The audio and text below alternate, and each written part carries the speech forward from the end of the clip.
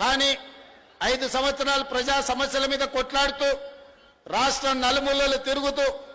ఆనాటి ప్రభుత్వం సహకారం సంపూర్ణంగా అందకపోవడం వల్ల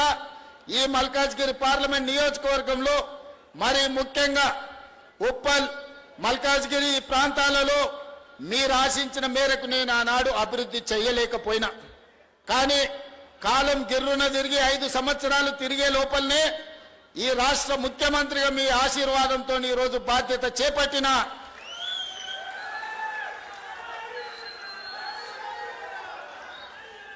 ఆనాడు ఈ ప్రాంతంలో నేను పర్యటించినప్పుడు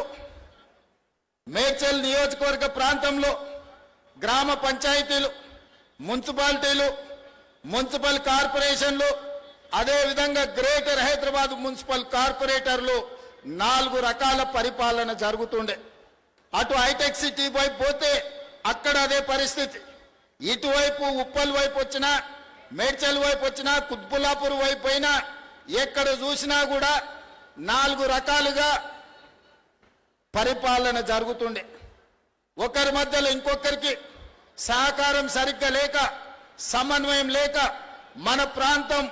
అభివృద్ధి చెందాలంటే ఇవన్నీ అడ్డంకిగా మారినాయి కానీ మనం అందరం హైదరాబాద్ నగరం అంటే అంతర్జాతీయ స్థాయి నగరం అని మనం మాట్లాడుకునే వాళ్ళం కానీ నేను ఆలోచన చేసిన అంతర్జాతీయ స్థాయి నగరం అని మనం మాట్లాడుకోవడం చెప్పుకోవడం కాదు అంతర్జాతీయ స్థాయిలో మౌలిక వసతులు